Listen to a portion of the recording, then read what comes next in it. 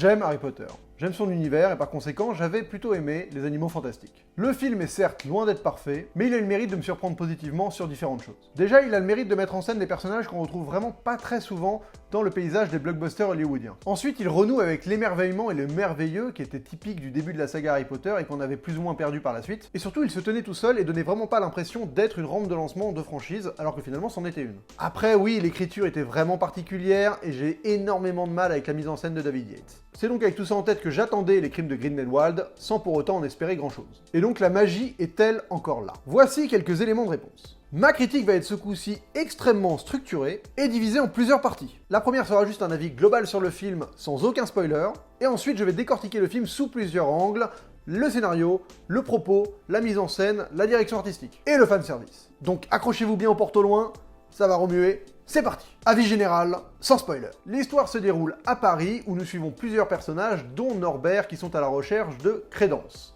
C'est le nom anglais, je sais plus le nom français. Et c'est lui là, le personnage joué par Ezra Miller. Et apparemment, Crédence serait central dans la lutte contre Grindelwald. Ça va être un massacre son nom, Grindelwald, là j'ai trop du mal à le dire. En tout cas sur l'histoire, j'en dis pas plus, je vous laisse évidemment découvrir les péripéties du film en y allant. C'est clairement un film pour les fans de la saga. Là où les Animaux Fantastiques avaient joué la carte de l'éloignement, aussi bien géographique, thématique, que même mythologiquement parlant, celui-là essaye vraiment de reconnecter avec le reste de la saga. On retrouve des figures et des lieux emblématiques de la saga, par exemple. On est vraiment à la frontière entre un film Harry Potter et un film Les Animaux Fantastiques. Les deux sagas se rapprochent, aussi bien temporellement d'ailleurs, parce qu'on avance dans le temps, enfin... comprenez. Et le fait par exemple d'avoir Albus Dumbledore, de retourner à Poudlard et d'avoir quelques noms connus de la saga accentue vraiment cet effet fusion. Et le problème c'est que ce parti pris risque de laisser les non-aficionados de la saga totalement sur le carreau, honnêtement. Alors oui, si on est fan et qu'on aime vraiment l'univers Harry Potter, le film va carrément nous brosser dans le sens du poil. Pas forcément toujours de manière ultra élégante, il y a par exemple beaucoup de name dropping, et il y a des caméos vraiment pas foufou, mais il y a quand même quelques révélations plutôt savoureuses. Le film souffre un peu du syndrome l'Empire contre-attaque, ou plutôt Avengers Infinity War. Il n'est pas complet. Là où le premier était finalement vraiment complet, celui-là ne se suffit pas à lui-même. On assiste à une mise en place de plusieurs choses qui forcément nous laissent un peu sur la faim, et on est en attente de la suite. C'est un peu dommage que la saga tombe là-dedans après justement avoir réussi une alchimie très intéressante avec le premier. Le premier, il arrivait à placer des éléments pour permettre une suite, mais il était vraiment concentré sur ses péripéties à lui. Ça marchait mieux. Là, on se retrouve vraiment avec un côté sériel digne du MCU qui finalement banalise un peu la saga et la fait rentrer dans le rang de toutes les sagas qu'on est en train de voir actuellement, comme Star Wars ou comme justement le MCU. Le problème, c'est que le film plante beaucoup de graines, mais ne propose pas des péripéties vraiment passionnantes. C'est vraiment un épisode de transition qui est là pour préparer la suite. C'est un peu rageant. Encore une fois, je compare avec le premier, mais il y avait quelque chose que j'avais beaucoup aimé dans le premier, c'était ce côté redécouverte de l'univers magique, notamment grâce au personnage de Jacob, qui était donc un moldu, et qui découvrait le monde des sorciers avec des yeux nouveaux. Et je trouvais que ça donnait une nouvelle fraîcheur à la saga, on redécouvrait cet univers et on était un peu replongé dans l'émerveillement qu'on avait connu. Alors je comprends totalement l'évolution, hein, l'émerveillement on l'a vu dans le premier, ça sert à rien de continuer sur ce principe-là, mais ça me déçoit parce que j'avais vraiment aimé ça et ça manque un peu peut-être. Il y a toujours des séquences avec les animaux qui peuvent un peu jouer ce rôle-là, mais je trouve ça beaucoup moins puissant que dans le premier. Le scénario a des gros problèmes de rythme avec des pertes de temps totalement inutiles et artificielles. Il y a beaucoup de coïncidences et de facilité de scénario, mais tout ça, je le développerai dans mon analyse plus précise avec spoiler. Certains personnages ont beaucoup de mal à exister, d'autres fonctionnent toujours bien, comme celui de Norbert que personnellement j'apprécie beaucoup, même si finalement son rôle dans le film est assez flou. Je dois vous avouer que j'ai été très agréablement surpris par la prestation de Johnny Depp qui arrive à être vraiment sobre, ce à quoi je ne m'attendais pas, et finalement je trouve qu'il joue très bien. Par contre, je suis encore très réservé sur l'interprétation de Jude Law en Albus Dumbledore. Certes, dans le film, on lui donne pas grand-chose à manger, donc il n'y a pas encore moyen de prouver vraiment de quoi il est capable, mais de ce que j'en ai vu, j'arrive pas à y croire. J'arrive pas à me dire, c'est le Dumbledore de la saga Harry Potter qui est ce personnage-là. J'ai toujours énormément de mal avec la réalisation de David Yates, mais ça, j'expliquerai dans la suite pourquoi. La direction artistique est efficace, mais vraiment pas exceptionnelle. Le film veut se passer à Paris, mais c'est jamais vraiment Paris, quoi. Bah, on y est sans y être, en fait. C'est-à-dire que c'est un mélange entre des images de cartes postales pour te faire comprendre que t'es à Paris avec la Tour Eiffel, tout ça, une reconstitution un peu cheapos qui a clairement été faite en Europe de l'Est, et une espèce de ville en mode SimCity, en effets spéciaux numériques, qui franchement est pas très crédible. Donc c'est dommage, parce qu'en tant que Parisien, j'ai pas l'impression d'y être. Globalement, c'est un film qui est fait pour les fans, principalement. Mais pour les autres, franchement, il va vraiment falloir s'accrocher. Hein. Si vous n'avez pas vu les Harry Potter depuis longtemps et que vous les avez un peu oubliés, n'hésitez pas à vous faire une petite piqûre de rappel avant d'aller voir ce film, honnêtement. Il y a vraiment pas mal de trucs où vous risquez d'être perdu si vous avez oublié qui était quel personnage, Et malheureusement, il faut quasiment se refaire l'intégralité de la saga pour comprendre tout ce qui se passe dans le film, je pense. Et n'hésitez pas à revoir les Animaux Fantastiques aussi, parce qu'il est vachement important pour comprendre celui-là. Et si vous l'avez jamais vu, n'allez pas voir ce film. Allez, vous voyez le film avant, parce que ça va être du gâchis, vous allez vraiment être totalement perdu, quoi. Donc voilà, c'est tout pour ma partie non spoiler. Maintenant, on va passer à une analyse détaillée en plusieurs parties du film. Le scénario. C'est malheureusement vraiment pas un grand scénario. Il est très artificiel, il use d'énormément de coïncidences, et surtout, il brasse vraiment beaucoup de vent pour pas grand chose. Les personnages ne sont vraiment pas introduits de manière harmonieuse du tout, et le tout prend forme uniquement dans un final finalement très statique, dont J.K. Rowling a malheureusement vraiment le secret, quoi. Elle a fait ça très souvent dans ses bouquins, cette espèce de confrontation entre tous les personnages au même endroit, pour résumer tout ce qu'on était supposé comprendre. Et là, elle nous refait le même coup. Et en bouquin, ça passe beaucoup mieux qu'en film.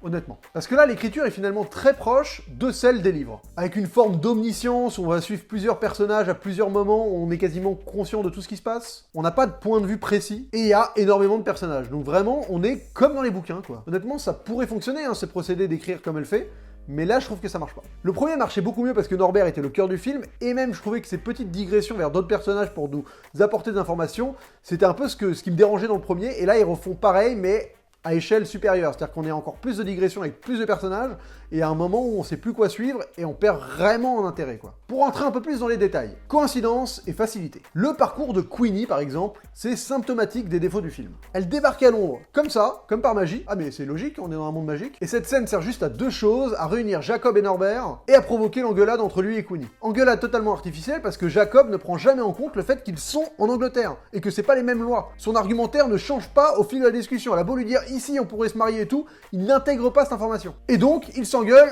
et elle se barre. Donc elle va aller à Paris et est sortie totalement de nulle part, sans aucune explication ni aucune logique, c'est vraiment du pur hasard.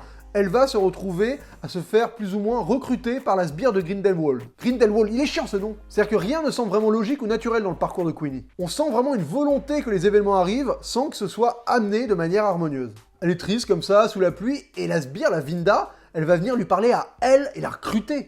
Sortie de nulle part, dans tout Paris, tu tombes sur elle, quoi. Et on t'explique rien, on sait pas si elle savait qu'elle était télépathe, on sait pas comment elle le sait, si elle le sait, on sait pas pourquoi elle l'a choisi elle, c'est très très vague, très très vague. Ensuite, voilà d'autres facilités, hein. L'évasion de Grindelwald au début par exemple. Aucune explication, on a juste un espèce de tour de passe-passe avec du polynectar et hop, le tour est joué quoi. Alors on comprend que le garde a retourné sa veste, mais c'est vraiment pas hyper poussé comme procédé d'évasion quoi. Surtout qu'après on aura un deuxième personnage, l'Aurore qui remplace Norbert là, qui lui aussi finalement est un traître et a retourné sa veste. Donc en moins de 20 minutes de film, on a deux fois exactement le même ressort scénaristique quoi, c'est vraiment pas du tout varié. On continue.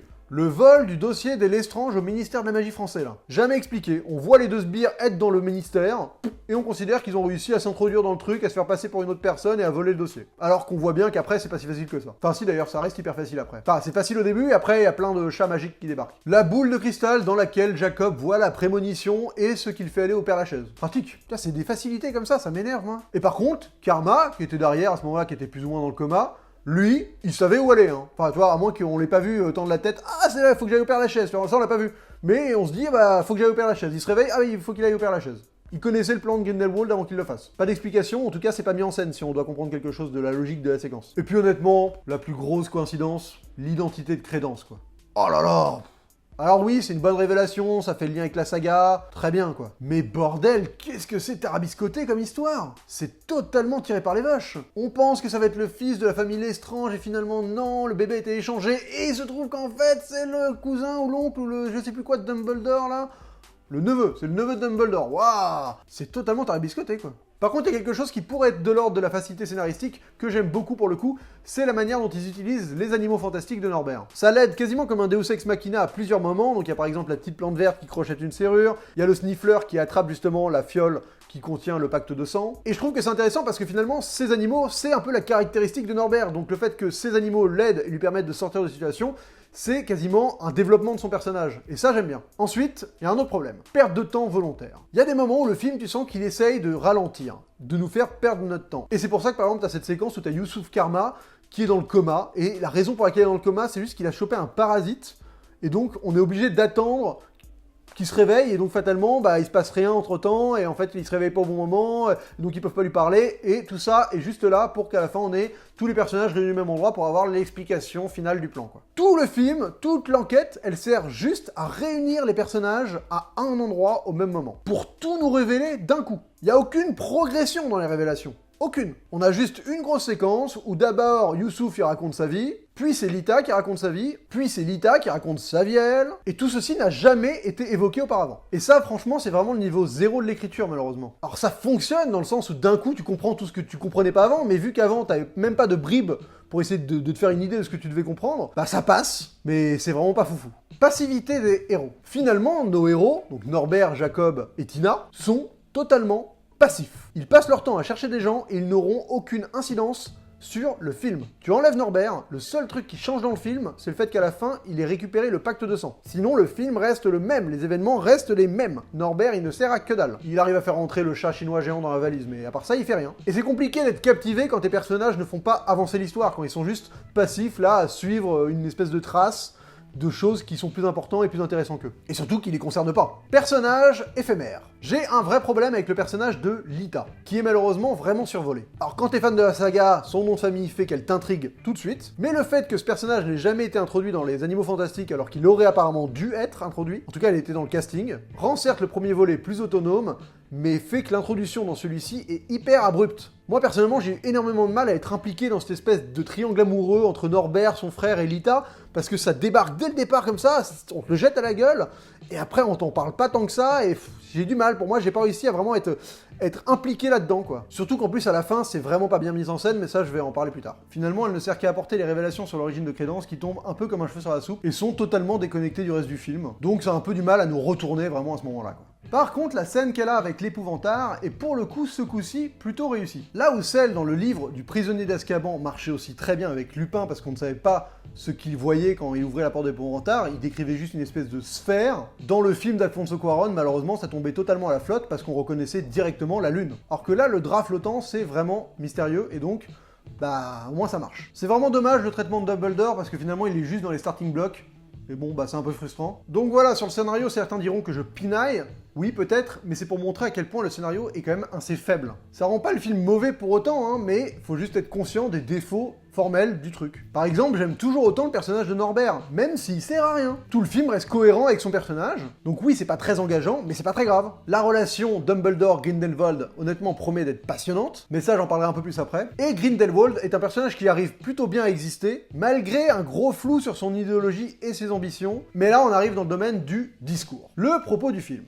Qu'est-ce que le film raconte? Sur un plan thématique, il y a clairement le traitement de l'influence du passé sur les êtres. C'est le cœur du film, comment réussir à vivre avec un certain passé. Après, le film ne délivre pas de message dessus parce que il est incomplet, il se termine pas, donc on sait pas encore vraiment où il va aller là-dessus. Lita, par exemple, réfrène son acte et a voulu compenser toute sa vie. Crédence, lui, c'est l'inverse. Il est en frustration permanente parce qu'il sait pas d'où il vient et qui il est. Mais j'arrive pas vraiment à dire ce que le film essaie de nous faire comprendre. Et c'est un peu pareil pour l'idéologie de Grindelwald. Que veut-il vraiment? Que signifie fondamentalement son discours de fin? On comprend qu'il ne veut pas être victime des actes des Moldus, mais au-delà de ça, c'est encore un peu flou. Au moins, ils ont eu le mérite de nuancer le personnage et de pas en faire un espèce de Voldemort bis. Et honnêtement, en faisant une espèce de tribun qui prône le pacifisme, en rejetant l'idéologie belliqueuse à la fois sur les Moldus et sur les Aurores, ça surprend et ça offre un développement de personnage vraiment inédit. Surtout avec la manière dont ils vont devoir gérer l'opinion publique, qui donc pourrait être plus ou moins du côté de Grindelwald. Car à la fin du film, contrairement à Voldemort, Grindelwald, lui, il inspire pas la peur ni le pouvoir, mais il inspire une forme d'espoir. Et ça, c'est vraiment intriguant. Et en plus, je trouve que d'utiliser le contexte de la Deuxième Guerre mondiale, c'est quelque chose qui a jamais été fait dans la saga, ils ont jamais utilisé l'histoire pour raconter leur histoire, et ça apporte vraiment un renouveau, et j'ai hâte de voir ce qu'ils vont nous proposer par la suite, mais c'est un peu frustrant d'attendre la suite, forcément. Ensuite, Norbert reste un personnage que j'affectionne toujours autant. Il véhicule des valeurs que vraiment j'admire, il véhicule de la douceur, de la compassion, et c'est toujours agréable d'avoir un héros aussi atypique et à la fois extrêmement bien équilibré. Et on arrive à un point particulier, le traitement de l'homosexualité entre Dumbledore et Grindelwald. Cette relation est suggérée dans le film. C'est suggéré dans la séquence où Dumbledore dit « nous étions plus qu'amis ». Mais j'ai l'impression que cette séquence a été coupée au montage, ou en tout cas raccourcie, qu'il manque une partie au milieu. parce qu'il y a vraiment une coupe vraiment abrupte et on change un peu de position dans la pièce, significatif qu'ils ont coupé une partie au milieu, quoi. Et je pense que dans cette partie, Dumbledore explicitait clairement sa relation amoureuse avec Grindelwald. Et honnêtement, je trouve ça dommage qu'il l'ait coupé, qu'il reste dans une espèce de suggestion pas vraiment assumée, quoi. Voilà, Dumbledore, il a été avec lui, il est homo, assumez les gars, c'est tout. En 2018.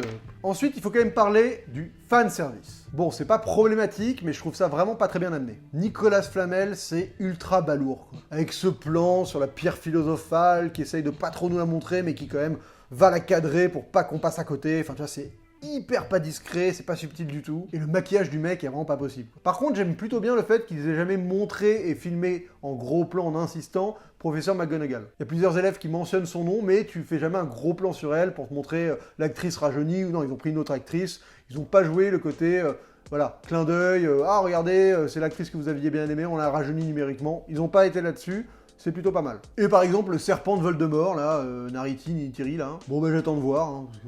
Voilà, il y a plusieurs éléments comme ça qui viennent un peu brosser les fans dans le sens du poil. C'est pas dérangeant, mais... Mise en scène. J'ai un vrai problème avec la mise en scène de David Yates. Pour moi, c'est un réalisateur qui n'arrive pas à avoir un vrai point de vue. Et donc, il tombe soit dans l'approximation, soit dans le forcing hyper cheap. Je vais prendre deux exemples des Animaux Fantastiques volume 1 pour vous exposer tout ça, parce qu'au moins, si j'ai les images, et ce sera plus clair. Premier exemple, ici.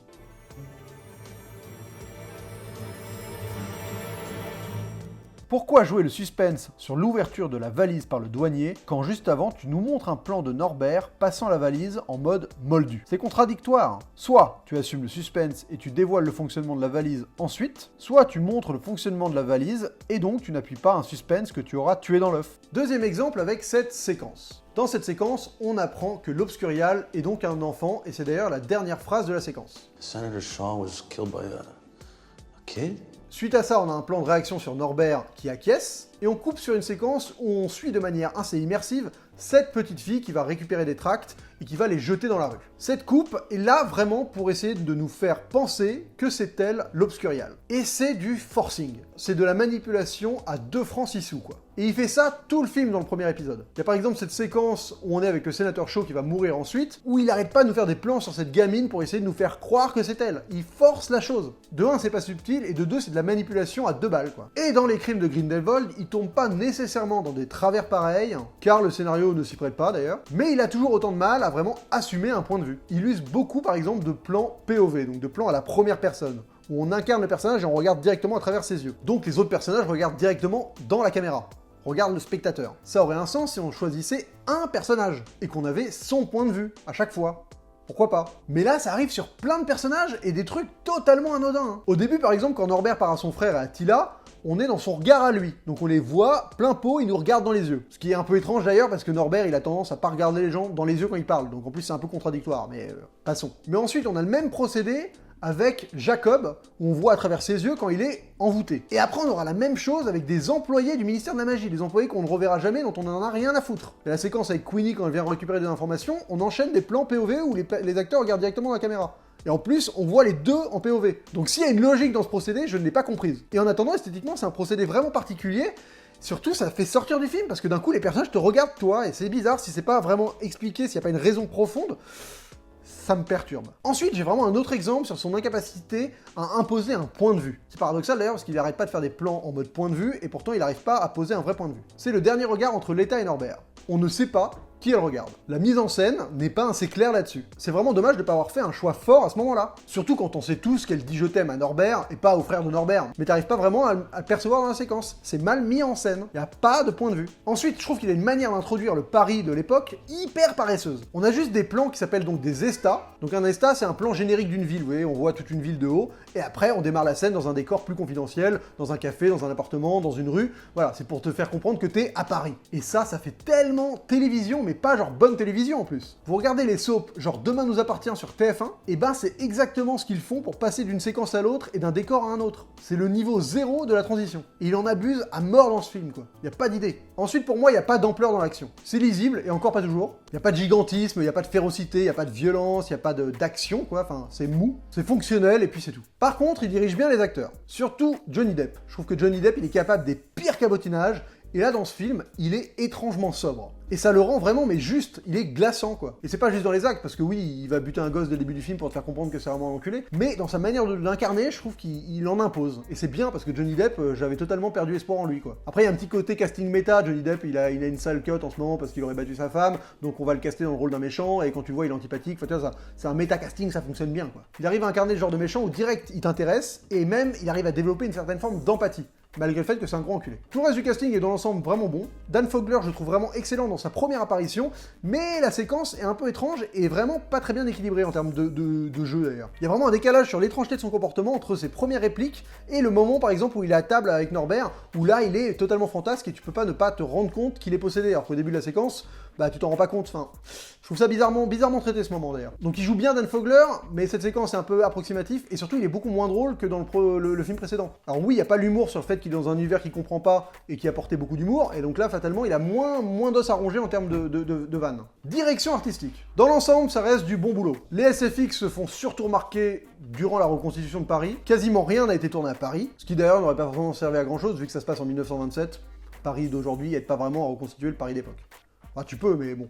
Mais en tout cas, le fait que ça n'a jamais été tourné à Paris, eh ben, ça se ressent. J'ai jamais eu l'impression d'être à Paris. J'ai pas reconnu les rues, j'ai pas reconnu les bâtiments, j'ai pas reconnu les façades. J'ai reconnu une espèce de cliché de ce que Paris aurait dû ressembler à cette époque-là, mais pas le vrai Paris que je connais. Parce que je suis parisien. Je trouve les costumes moins marquants que dans le précédent, beaucoup moins affirmés, surtout pour les nouveaux personnages. Par exemple, je trouve que le style très glamour de Lita dénote totalement avec son personnage. Pour moi, c'est pas quelqu'un qui devrait se balader en robe sexy. Ça va pas avec le personnage qu'on nous développe dans le film. J'aime bien le look qu'ont les aurores dans le film, alors il fait très agent gouvernemental, un peu à l'ancienne. On a l'impression d'être dans le début du pont des espions avec tous les agents de la CIA, là, ils ont un peu la même dégaine. Alors c'est cohérent, mais je trouve que ça fait très américain finalement. Et par contre, le côté français, le fait qu'il y ait des Français dans le film, tout ça, tu n'as aucune identité qui en ressort, quoi. Enfin, t'as pas l'impression d'être dans un univers différent de l'Angleterre ou des États-Unis que t'avais découvert avant. Là, t'es en France, mais pour être à Londres, franchement, ça passerait inaperçu en termes de costumes. Les sorts sont beaucoup moins visuels qu'avant, j'ai l'impression. Et il y a quelques nouvelles bêtes, dont un joli monstre marin qui ressemble à des algues, qui, bon, apporte un peu de magie, là, pour le coup, j'ai bien aimé. Et un tigre chinois un peu bizarre que je trouve un peu dégueulasse. La palette de couleurs, elle est toujours aussi terne et grisâtre. Dans l'ensemble, honnêtement, c'est vraiment pas très beau. Hein. Alors oui, ça peut correspondre au propos du film,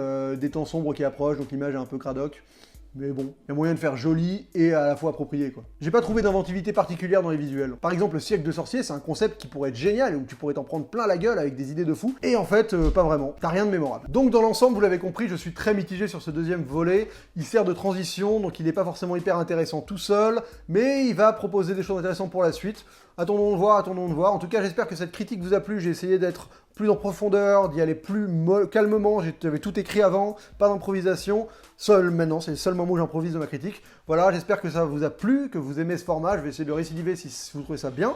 N'hésitez pas à partager cette critique, à me dire dans les commentaires si vous êtes d'accord ou pas avec moi. N'hésitez pas non plus à vous abonner à cette chaîne si vous ne la connaissez pas et que vous la découvrez par le biais de cette critique. Il y a plein d'autres vidéos différentes qui parlent de Cinoche, donc si vous aimez le Cinoche, vous êtes au bon endroit. N'hésitez pas à mettre un pouce vers le haut, ça me sert. J'ai aussi un lien Utip dans la description où vous pouvez aller mater les pubs pour m'aider à financer d'autres projets à moi. Voilà, merci à tous d'avoir suivi cette vidéo, on se retrouve très vite pour une prochaine, et d'ici là, bonne toile!